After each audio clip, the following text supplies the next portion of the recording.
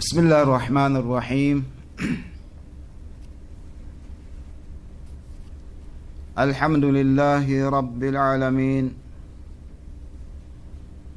وبه نستعين في أمور الدنيا والدين. أشهد أن لا إله إلا الله وحده لا شريك له، وأشهد أن محمدا عبده ورسوله. اللهم صل وسلم على نبينا وحبيب العالمين أبي القاسم محمد وعلى آله الطيبين الطاهرين. اللهم صل على محمد وعلى محمد. واللعنة الدائمة على أعدائنا وأعدائهم من الآن إلى قيام يوم الدين. السلام عليكم ورحمة الله وبركاته. قال الله سبحانه وتعالى في سورة الحجر، سورة الحجر verse 43 and 41 43 and 44. قال الله سبحانه وتعالى: وإن جهنم لموعدهم أجمعين لها 7 أبواب لكل باب منهم جزء مقسوم. صدق الله العلي العظيم. Matatagpuan itong ayat o kaya surah sa surah Hijr verse 43 and 44. Ang topic natin ngayon ay Ajabu Jahannam, kaparusahan ng Allah subhanahu wa ta'ala sa Jahannam. Ang Jahannam ay isa sa pangalan ng impyerno.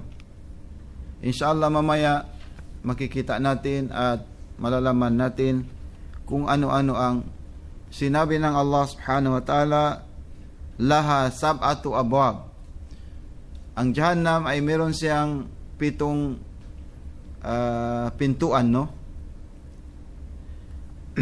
Ang sabi ng Allah subhanahu wa ta'ala, wa inna jahannama lamaw'idahum ajma'in. Inna, ang ibig sabihin ng inna sa Quran, kung merong kalima na inna or qad, innama, ibig sabihin doon final ang mensahe ng Allah subhanahu wa ta'ala at wala nang nakatataas noon. Final. Parang nag-swear ang Allah subhanahu wa ta'ala sa sarili niya na mangyayari talaga ang sinabi niyang yon. Sabi ng Allah, wa inna jahannama lamaw'idahum ajma'in. Katotohanan, inna jahannam, ang jahannam o impyerno, lamaw'idahum ajma'in, ito ay nakalaang lugar para sa mga taong makasalanan. Ito ang nakalaang lugar, nakalaan para sa kanila dahil sa kanilang kapabayaan sa relihiyon, o kaya dahil sa kanilang hindi nila binigyang halaga ang kanilang sarili at ang mensahe ng relihiyon na kanilang sinasamahan. Laha 7 abwabin. Sabi ng Allah, itong Jahannam na sinasabi natin, la maw'idahum. Maw'id, ibig sabihin ng maw'id, talagang mangyayari talaga yan. That is the place wherein nagkakaroon talaga ng promise at doon sila mag-meet lahat. Ajma'in, lahat ng mga tao, since from the time of Adam up to the time of Prophet Muhammad, the last prophet of Islam, lahat sila ay walang exemption. Sugo man, propeta man, or awliya man ng Allah, yung mga saint, or scholar man, or ordinary tao man, ang sinabi ng Allah subhanahu wa ta'ala, ang impyerno ay mau'idahum, totoong-totoo talaga na ang impyerno or Jahannam ay ang masiratun nas. Doon maiipon ang lahat ng mga tao. Alam ba ninyo nang nangyari itong bumaba itong ayat, sabi ng explanation dito ng mga scholar, sabi niya, itong sinasabi natin na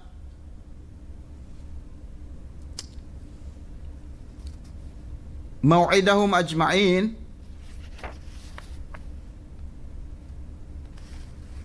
sabi ng kitab na Bihar al-Anwar, isa sa mga well-known kitab na sa panahon ni Allama Majlisi, isa sa mga scholar ng Islam. Sabi niya, the time itong ayat na bumaba,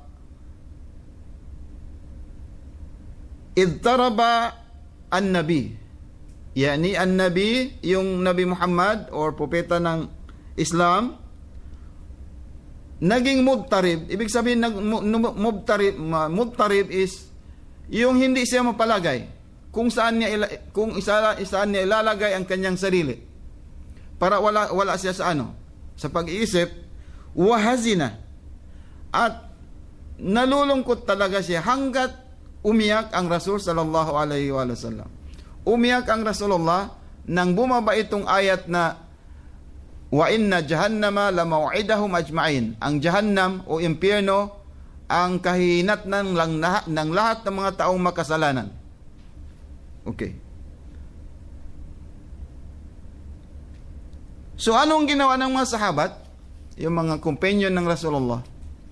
Sabi niya, lam nakun najra. Sabi niya, sabi ng mga sahabat, sabi niya dito, itong Rasulullah, lam yakhruj min huzratihi, hindi lumalabas galing sa kanyang yung huzra, sa kanyang room, no? Hindi umaalis at lumalabas ang Rasulullah sa kanyang kinalalagyan o kaya sa kanyang room. So anong nangyari? Walam yakun lis-sahaba yajra'una ala su'alihi. Ang mga sahabat ng Rasulullah ay wala silang pagkakataon at hindi nila makayanang lumapit sa Rasulullah kung anong nangyari. Nakatingin lang ang mga sahabat at naghihintay sa labas ng kwarto. Isa sa mga sahabat ng Rasulullah, ang pangalan niya ay Salman al-Farisi. Salman, galing sa Persia, galing sa Iran. Followers yun ng king ng Persia noon, na ang sinasamba nila ay apoy for more than 1,000 years. For more than 1,000 years ang Diyos nila ay apoy. Persia, itong Iran ngayon, no? So nagka-problema ang mga sahabat kung ano ang nangyari sa Rasulullah sa loob ng kwarto. Itong si Salman, nakita niya ang Hazrat Fatimah Zahra. Sabi niya, walang makasolve itong problema na ito except ang Fatimah Zahra. Sino ang Fatimah Zahra? Sino ang Fatimah? Ang Fatimah Zahra ay Sayyidatun Nisa'il Alamin. Siya ang leader ng mga kababaihan sa lahat ng panahon, sa lahat ng pagkakataon. The time of Adam up to the time of Prophet Rasulullah and up to the Day of Judgment. Siya ang model ng kababaihan. Okay. Nang makita ni Salman ang Hazrat Fatima, nilapitan ni Salman al-Farsi at sinabi ang nangyari. sabi na ang Rasulullah ay narinig namin umiyak at pumasok sa kwarto, hindi na lumalabas. So, anong ginawa ng Hazrat Fatimah az-Zahra? Kinuha niya ang kanyang izar. Ang izar, yung parang yung damit na itim, no? Yung ganito, ginagamit ng mga babae ganyan. Parang izar ang pagtawag noon. So, dahil gustong alamin ng Hazrat Fatimah kung anong nangyari sa kanyang tatay, so inano ang kanyang izar, inilagay na niya ang kanyang baro. Izar ang pagtawag noon, izar, yung ganyan. Nang makita ni Salman al-Farisi yung izar o kaya yung damit ng Fatima, ano ang nangyari? Ano ang natuklasan ni Salman? Yung damit ng Fatima az-Zahra ay meron siyang 12 qut'atan, qul'ah. Ang ibig sabihin ng qul'ah, yung halimbawa kung anong tupak ba, anong tawag doon? Yung may na siya, no? Lumang-luma na, no? Tapos may mga butas-butas na, no? Anong pagtawag doon? Punit-punit, tapos tinagpian. Alam mo kung ilan ang tagpi niya? Is 12 qut'ah. Lumang-luma na talaga ang damit ng Hazrat Fatimah az-Zahra. Alam pa naman natin na ang Hazrat Fatimah ay anak ng Rasulullah. She has all the means and she has all the authority kung gusto niya yung mamuhay ng marangya. Pwede 'yun. Pero dahil siyang model ng at ayaw niya na maging makikita siya ng mga kababayan, kasi ang gusto niya ay kung paano ilalagay ang sarili sa yung mga medyo maralita na tao, no, mga pulube. So ayaw niya makataas sa kanila. Imagine, Sayyidatun Nisa'il Alamin, punit-punit ang kanyang damit. Nang makita ni Salman ang damit ng Hazrat Fatimah, umiyak siya. Umiyak siya dahil sa naawa siya sa Hazrat Fatimah az-Zahra. Yan ang model ng kababaihan. Pero sa atin hindi. Kung minsan, nagdadamit tayo, makikita mo parang gold, no? Especially doon sa amin sa Holo, kung may mga kasalan na doon lumalabas yung mga itinatago ng mga kababaihan. Kung minsan hanggang dito ang yan, ang tawag doon, yung gold. Tapos yung nasa kamay mga apat ang kuwan. Patong-patong yung sing-sing. Iyan pala hiniram yun.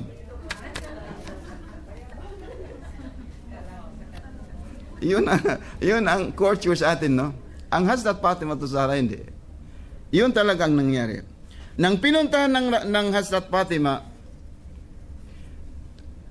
bakit siya pumunta sa Rasulullah? Dahil sa ayat na, wa inna jahannama lamau'idahum ajma'in. Totoong-totoo talaga na ang Jahannam, ang impyerno, yan ang nakalaang sa mga taong, nakalaang lugar, sa mga taong makasalanan.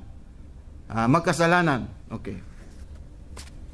Namatay sila na wahum kufarun, namatay sila sa kanilang walang paniniwala sa Diyos, kafir.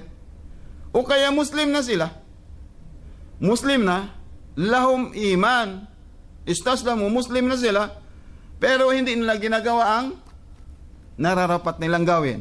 Okay? Muslim sila pero hindi sila mu'min. Muslim pero hindi mu'min. Ibig sabihin ng mu'min, yung ginagawa nila ang 4 na 5 na sambahayang, prayer. Okay. Pumunta ang Hazrat Fatimah sa kanyang tatay at pumasok sa kwarto. Nang makita ng Rasulullah ang kanyang anak, sabi dito sa kitab, sabi niya, patabassama Rasulullah. Sa panahon na yun, instead na umiyak ang Rasul, nang makita niya ang kanyang anak, tumawa siya, ngumiti at tumawa, at tumayo ang Rasulullah sa upuan. Bakit yun? Bakit yun?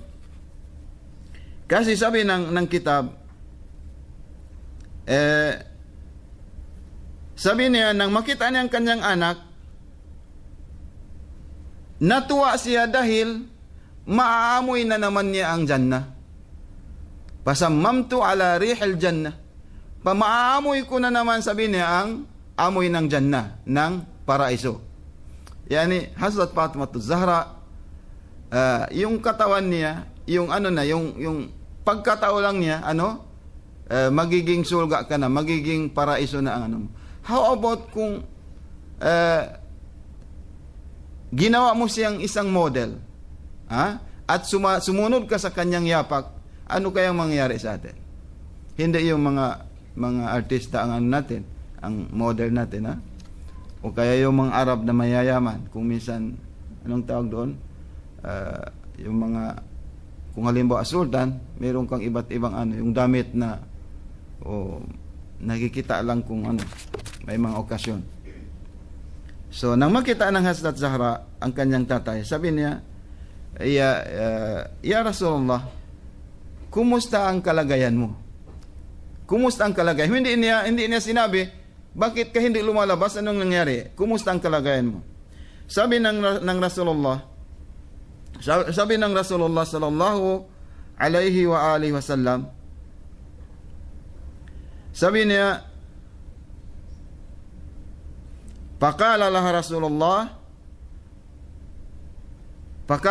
Rasulullah sallallahu alaihi wa sallam, sabi niya, bumaba itong ayat,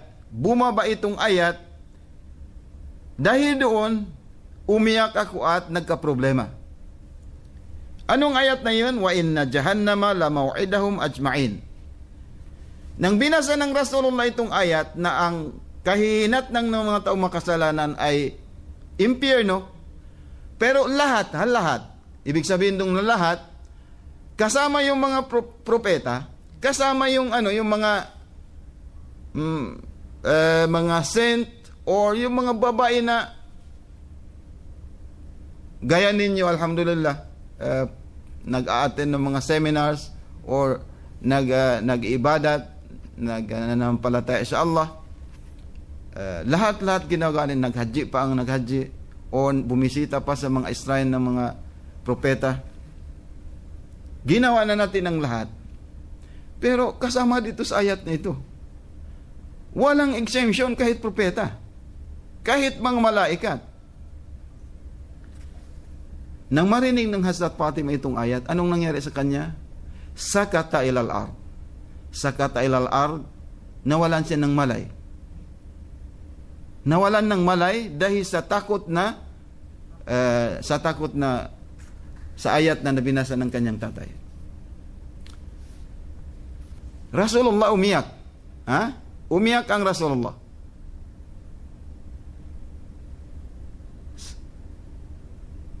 Ang Hazrat Fatimah Zahra, kaya siya pinangalan na Fatima dahil hindi talaga darating sa kanya ang apoy. At ang pangalan ng Zahra o kaya Fatimah Zahra, ibig sabihin noon ay hindi talaga aabot sa kanya ang apoy at hindi siya tatablan ng anumang mga kaparusahan, or ibig sabihin nun, infasala anil an jahannam. Ibig sabihin doon suga o kaya makakapasok siya sa paraiso. Pero dahil ang ayat ng Allah ay walang exemption para sa lahat, iyon natakot siya at nawalan siya ng malay. Nang lumabas ang Fatima at nalaman ni Salman al-Farisi. Salman al-Farisi, ang umur niya, ang edad niya is, mayroong isang riwayat, 400 years. Mayroong isang riwayat, 250 years ang edad ng Salman al-Farisi. At sila ay mga good sahabat ng Rasulullah. Pero nang marinig ng Salman al-Farisi itong ayat na ito, Pakala Salman, Layta ummi lam talidni. Nang marinig ni Salman ang ayat na yon, sabi ng Salman, ang remark niya is, mas mabuti pa na hindi na ako pinanganak ng aking nanay. Para hindi ko, walam asma hadhihi al-aya. Hadhihi al-ayatil mukhifa. Para hindi, sabi niya, mas mabuti pa na hindi na lang ako pinanganak ng aking nanay. Yung remark na yun ay malaki yun, no? Lam asma hadhihi al-ayatil mukhifa. Para hindi ko marinig itong ayat na nakakatakot talaga at walang exemption. Okay? Yun ang sabi ni Salman al-Farisi. Nang marinig naman ni Abu Dharr, itong Abu Dharr, Salman al-Farisi, may promise ang Rasulullah na makakapasok sila sa surga. Ma'adhalik. Ganun pa man, nang marinig ni Abu Dharr, isa sa mga lawyer ng sahabat ng Rasulullah, anong sinabi niya? Sabi niya, Laytani kuntu minat tayri. Mas mabuti pa, naging tayr na lang ako. Alam niyo ang tayron? Naging, anong tawag doon? Ibon. Mas mabuti pa, naging ibon na lang ako. You see? Mas mabuti pa na naging ibon na lang ako, walam akun basyara. Para hindi na lang ako maging tao. You see? Parang nagsisi sila na naging tao, mas mabuti parang maging ano na lang, ibon, kaysa maging tao na walang ginagawa sa dunya. At hindi nananampalataya sa Diyos. At walang pakialam sa relihiyon at sa kanyang sarili. So, itong mga tao na ito ay sila ang mga good sahabat ng Rasulullah at sila ang mga taong nagsakripisyo mula sa Makkah up to Madinah. Hanggat sa 23 years sa propagation ng Rasulullah, nandoon sila sa tabi ng Rasulullah. Pero ano ang mga remark nila? Ano ang sinasabi nila? Dahil natatakot talaga sila sa Jahannam, compared to us na ikaw, ako, tayong lahat, kaannahu lam nasma, kaannahu, parang ang paningin natin, ang pag-isip natin, itong dunya ay pag-ari natin. Itong dunya ay pag-ari natin. Ang Rasulullah ay sigurado sa surga. Ang Fatimah Zahra, pero natakot din sila dahil walang sinasanto ang Jahannam ng Allah subhanahu wa ta'ala. So ano ang nasa loob ng Jahannam na yun, mga kapatid sa Islam? Sabi niya, ang nasa loob ng Jahannam ay yakulu inda babin. Itong Jahannam, meron siyang pitong tarangkahan o kaya pintuan. Sa bawat pinto, inda kulli babin min abwabiha sab'una alf jabal. Ang bawat pinto daw, tarangkahan, merong sab'una alf jabal. Meron siyang ang laki ng isang pinto o kaya tarangkahan ay pwedeng meron siyang 70 sab'una alf jabal. 70,000 jabal. Anong jabal? Bundok. Meron siyang kabundukan sa loob ng na yon, ng isang tarangkahan na yon. Ang dami niya is 70 years, 70,000. Kung isipin natin paano ang laki ng isang jabal, siguro yung jabal na yon, yung bundok na yung ganyan na kalaki. Pero hindi matatawag jabal kung ganyan. Ang jabal, ibig sabihin ng jabal o kaya bundok, mataas yun.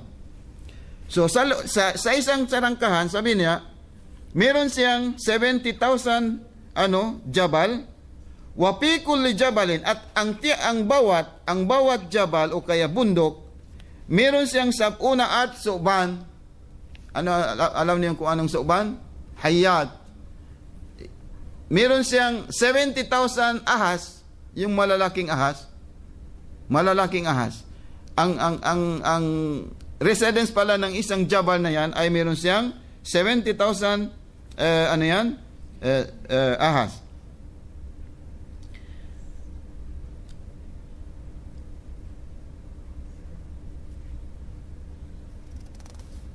At meron siyang ang bawat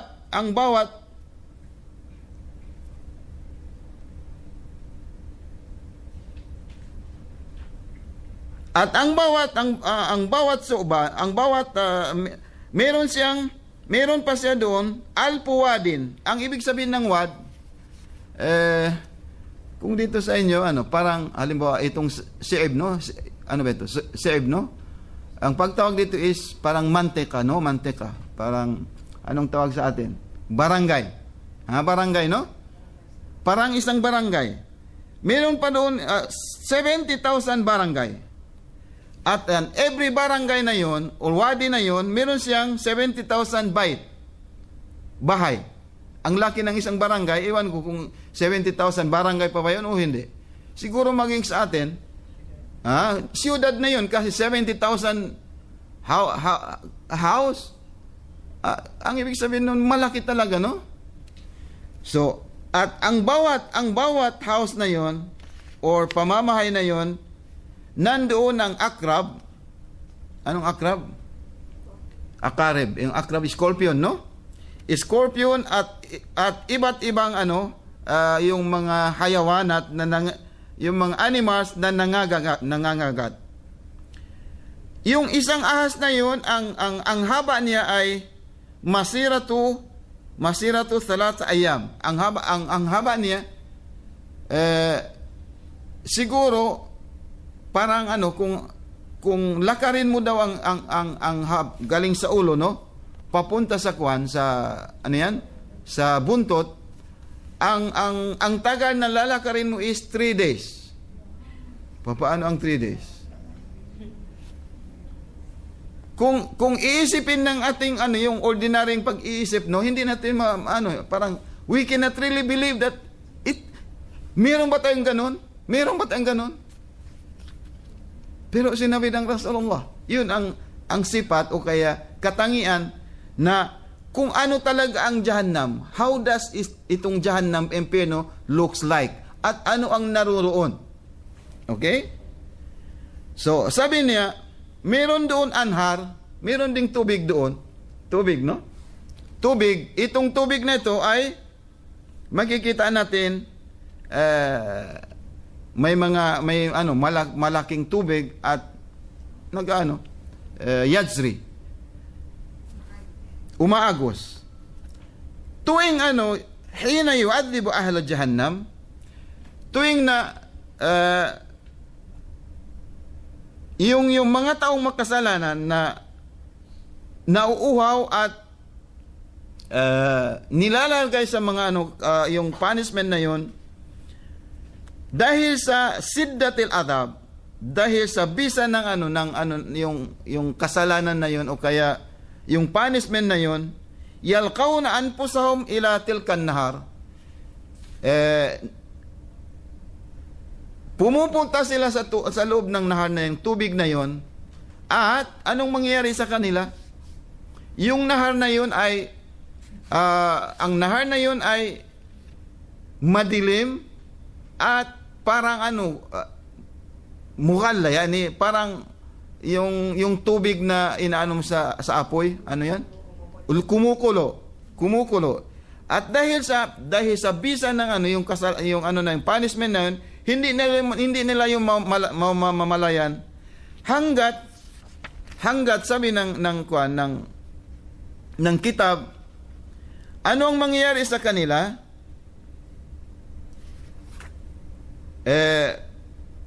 Iinom sila doon sa anhar na yon, at ang tubig na yon kung papasok sa kanilang itong liig nila ay parang parang yumadzik yan, parang parang yung lahat ng ng laham, yung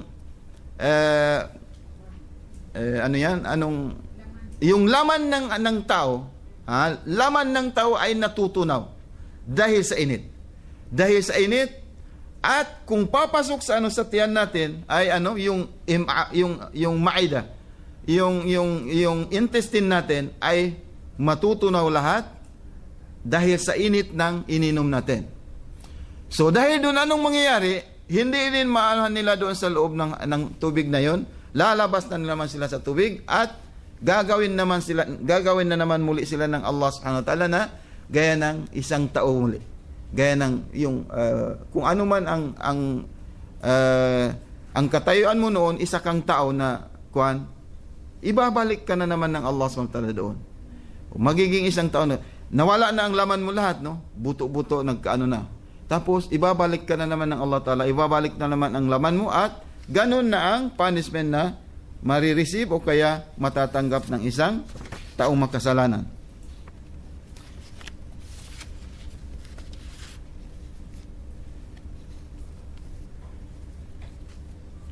Sabi ng Allah subhanahu wa ta'ala, doon daw sa Jahannam, doon sa loob ng Jahannam,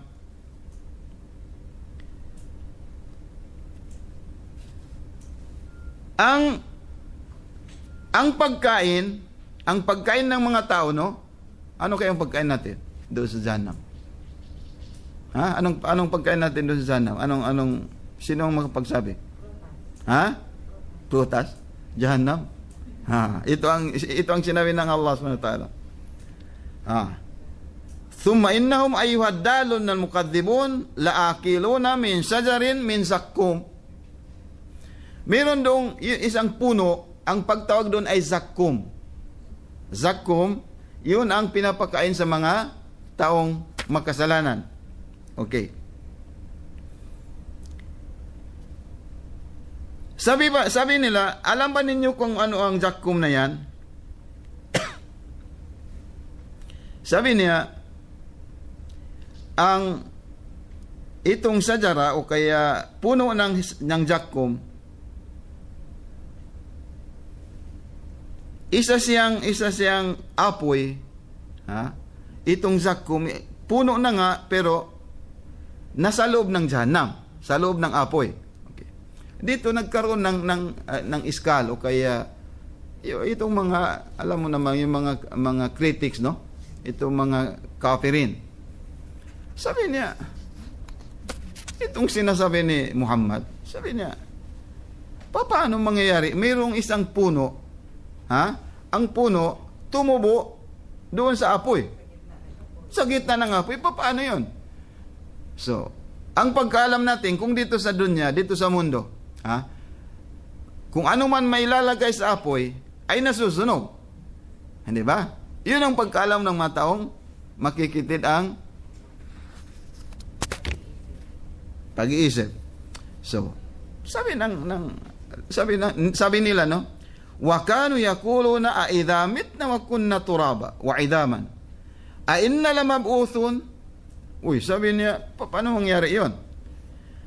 Ang kalagayan namin, kung halimbawa mamamatay kami, ito ang iskal nila, ang problema nila, mamamatay kami, ano mangyari sa amin? Wa kunna turaba, we will be transformed into soil, magiging lupa kami, no?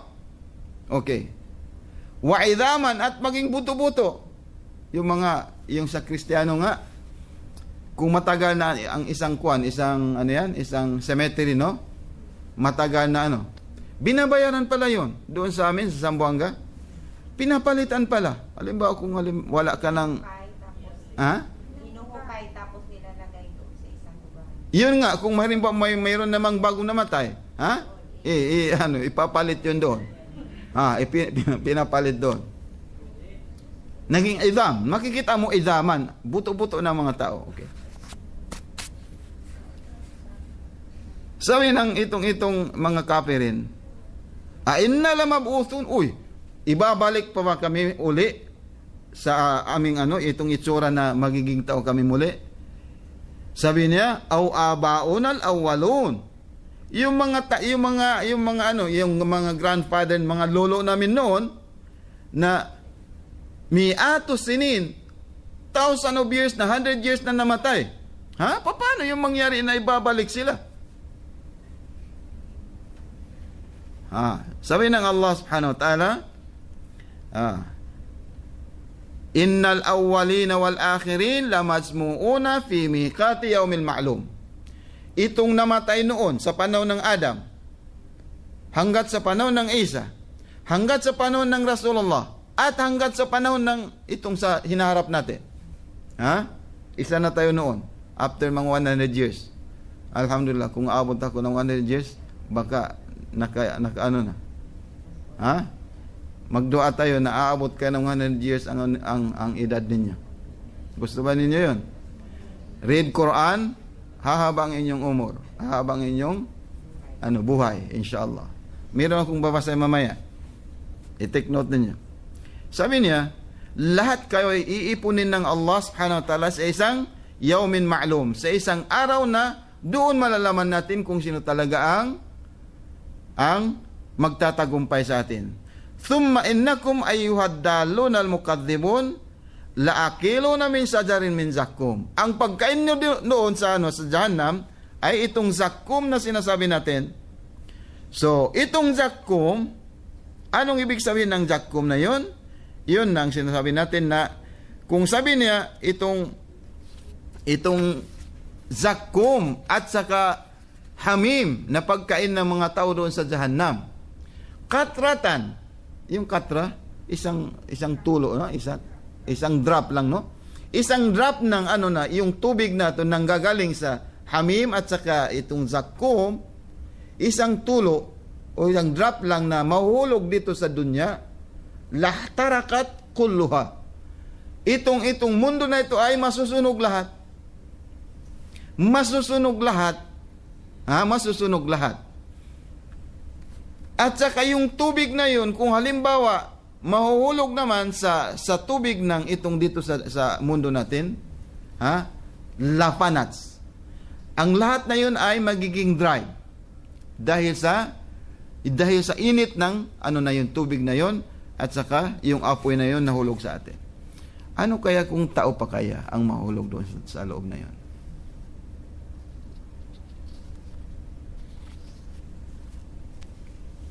So, saan tayo ngayon? Sinabi ng Allah subhanahu wa ta'ala, وَمَا خَلَقْتُ الْجِنَّ وَالْإِنسَ إِلَّا لِيَعْبُدُونِ.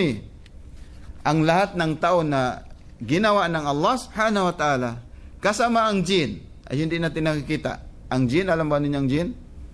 Kung minsan pumapasok sa mga taong, yung Muslim, kung mayroon daw dalawa, jin na kape at saka Muslim.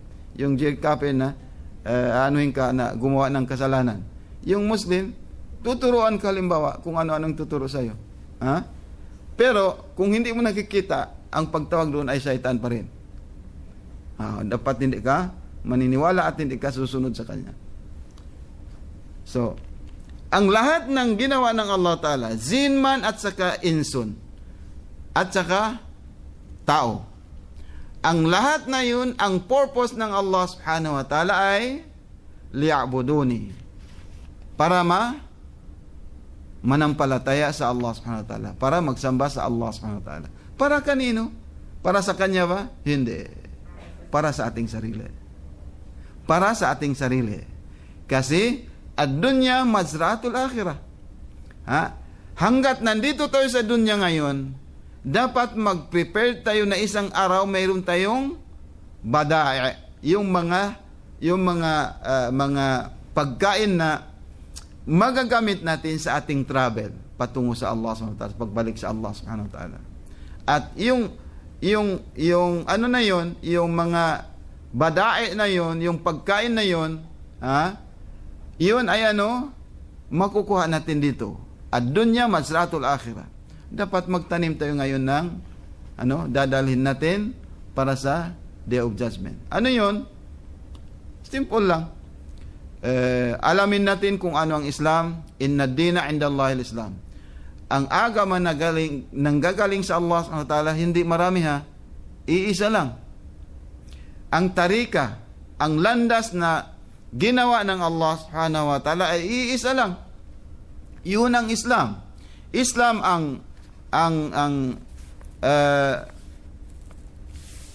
Islam ang dinadala ng Prophet Muhammad.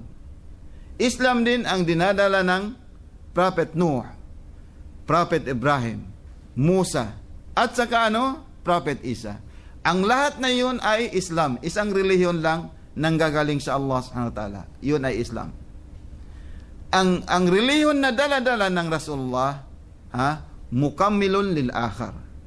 Ang religion ng dala ng Rasulullah is para makumpleto ang religion o kaya reliyon na pinadala ng Allah subhanahu wa ta'ala para sa sangkatauhan. Iisa lang yun, isang tarika lang. Kung hindi maniwala, kung sino man ang hindi maniwala sa Prophet Isa, ay hindi siya Kristiyano. Anong pagtawag sa kanya? Zanadik. Yung mga walang Diyos. Walang paniniwala. Siguro, apoy ang kanilang sinasamba. Siguro. O kaya, bakar. Sa panahon ng mga Arabo before Prophet Muhammad, kumakita sila ng yung bakara. Ano yan? Yung, anong tawag doon? Or goat, halimbawa na, sabi na parang iba itong ibang nila lang to. Yun ang sasambahin nila. Siguro yun. Kung sino man ang Kristiyano na naniniwala sa Prophet Isa, dapat paniwalaan din nila ang Prophet Muhammad. Bakit yun? Dahil ang Prophet Muhammad is the last prophet of Allah subhanahu wa ta'ala na sinabi ng Prophet Isa na darating ang last prophet ng Allah subhanahu wa ta'ala para ikumpleto ang religion ng Islam. Religion ng Allah subhanahu wa ta'ala, which is Islam. Islam na. So, dahil doon mga kapatid, para hindi tayo mailagay sa ganong kapahamakan, sa ganong punishment na sinabi natin, dapat itong ngayon, Yaumul Jum'ah, ano ngayon? Anong gabi? Laylatul Jum'ah, no? Sabi niya, ma yanzi min ahwalil qiyamah wa faja'il akbar. Ano ang mga bagay na masisave tayo sa yung punishment sa impyerno? Paano natin masisave ang ating sarili? Of course, unang-una, dapat alamin natin kung isang Muslim meron kang obligation na dapat gampanan natin, no? Kung Muslim man tayo, pag-aralan natin ang ating agama, ang ating Islam, ang reliyon natin. At gawin natin kung anong nararapat mong gawin. 5 times a day, kung hindi ka marunong, pag-aralan mo, nandiyan ang sina Zakaria, nandiyan, kasi babae kayo, hindi ako magtuturo sa inyo. Kung lalaki, magtuturo kami. Pwede rin ako magturo, pero maghijab muna ako. Yun, pwede yun. Magsambahayan ka ng 5 times a day. Alamin ninyo kung babae, kung paano kayo na magiging purified, kung paano kayo na magiging isang Fatima din, inshallah. At ito ang gawin ninyo. Kung sino man ang marunong magbasa ng Quran, basahin ninyo ang Qira'atu Suratu Yusuf, yung Suratu Yusuf, kullu yawmin wa laylatin. Basahin natin ang Suratu Yusuf every night. Araw man o kaya gabi. Sabi niya, kung sino man ang magbasa ng Suratul Yusuf sa gabi man o sa araw, anong gagawin ng Allah subhanahu wa ta'ala? Ba'athahu Allah ta'ala yawmal qiyamati wa jama lahu mithlu jamal Yusuf. Gagawin yun ng Allah subhanahu wa ta'ala, parang ipapadala yun ng Allah ta'ala sa Day of Judgment, at ang bumasa yun, parang maging maganda siya kung babae, no? Kung lalaki, magiging ang kagandahan niya, anong kaganda? Para sa babae. Kagwapuhan niya ay kagaya ng Nabiullah Yusuf. At maliban doon, wala yusibuhu faja'i yawmal qiyamah. At hindi darating sa kanya ang punishment na sinasabi natin kanina. Hindi darating sa kanya at hindi siya makakatikim ng ganong kaparusahan, insyaallah subhanahu wa ta'ala. Ang pangalawa is, kung makabasa ka ng Quran, basahin ninyo ang Qira'atu Suratul Dukhan. Ang Dukhan is parang usok, no? Surah, verse na usok. Nandoon ang mga hukuman o kaya laws tungkol sa mga musyrikin, nandoon yun. So sabi niya, ang bumasa man ng Qira'atu Suratul Dukhan ay minal aminina yawmal qiyamah tahta arsihi wa hisabihi hisaban yasira. save siya sa Day of Judgment, sa sinabi natin kanina, at saka kung maghisab man, i-evaluate lahat ang kanyang nagawa dito sa dunya, ibibigay ng Allah subhanahu wa ta'ala sa kanya ang yung easy judgment, at saka ibibigay ang kanyang record biyaminihi. Ibibigay ang kanyang record ng kanyang ginawa dito sa dunya, mabuti man o kaya masama. Kung ilalagay ang record natin dito sa kaliwa, umiyak ka na. Dahil you will be one of those who will enter sa impyerno. Makakapasok tayo sa impyerno. Kung dito sa kaliwa at saka sa likod.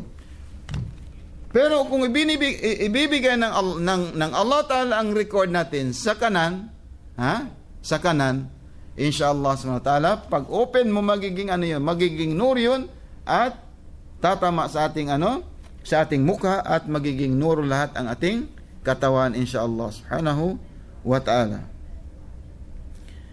Ito pa, very short ito. Suratul As. Ano ang Suratul As? Basahin ang Suratul As. Ano ang Suratul As? Wal asri innal insana lafi khusrin. Very short yun. Ano ang sinabi ng Rasulullah dito? Sabi niya, kung sino man ang magbabasa ng Suratul As sa sambahyang, sa prayer, sunnat, at sa kawajib, sabi niya, gagawin yun ng Allah subhanahu wa ta'ala sa day of judgment. Ang kanyang mukha ay parang kagaya ng nur ng yung araw sa umaga, kung paano sisikat yung araw sa umaga. Paano yun? Kung titingnan mo, parang iba-iba ang color, no? Ganun ang mukha natin. Suratul As, wal asri innal insana lafi khusr. Tapos sabi ng Rasulullah, wa ainu hatta yadkhulul jannah, hanggat makapasok siya sa paraiso, insyaallah subhanahu wa ta'ala. Meron pa dito, sabi niya, ang dahilan na hindi ka makapasok sa Jahannam, sabi ng Rasulullah, walladhi nafsi Muhammadin biyadihi law anna 'abdan jaa yawmal qiyamati bi'amalin 70 nabiyya ma qabila Allah dhalika minhu hatta yalqahu bi wilayati wa wilayati ahli baiti. Yun, ito ang last. Sabi niya, ang lahat ng yun ay kung ano man ang ginawa natin sa dunya, nagsasambayang tayo o naghaji man tayo, pero wala ang wilaya, hindi tayo sumama, at hindi natin ni-recognize, ang leadership ng Imam Ali alayhi salam, wilayatu aliyin ba'da Rasulillah, hindi niya tinanggap ang guardianship ng Prophet Muhammad at saka Imam Ali alayhi salam. Sabi niya, kahit mga anbiya,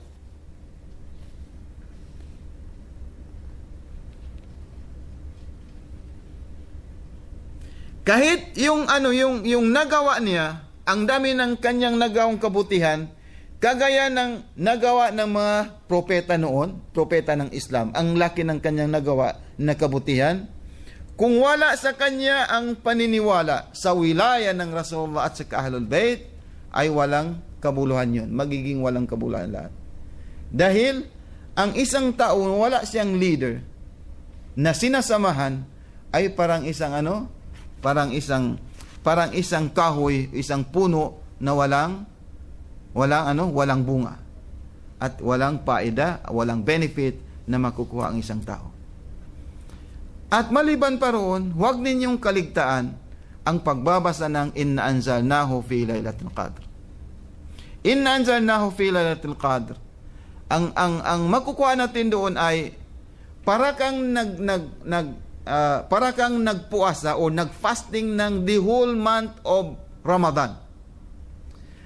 At saka sa layliha, at saka sa gabi, parang nagsasambahayan ka ng night vigil. Yung hating gabi, tahajjud, yung sinasabi na night vigil, para kang nagsasambahayan sa loob ng 30 nights, sa loob ng Ramadan. At saka, sabi niya, huwag mong kaligtaan basahin ang Qul Huwallahu Ahad. Qul Huwallahu Ahad, yan dapat ang hindi natin kaligtaan at kalimutan. Bakit? Ang taong mamatay, hindi mo nabasa sa kanyang ang Qul Huwallahu Ahad, ang pagkamatay niya ay parang isang Yahudi. Qul Huwallahu Ahad. Bakit yun? Dahil ang Qul Huwallahu Ahad ay para kang nag-testify na ang Allah subhanahu wa ta'ala ay iisa lamang.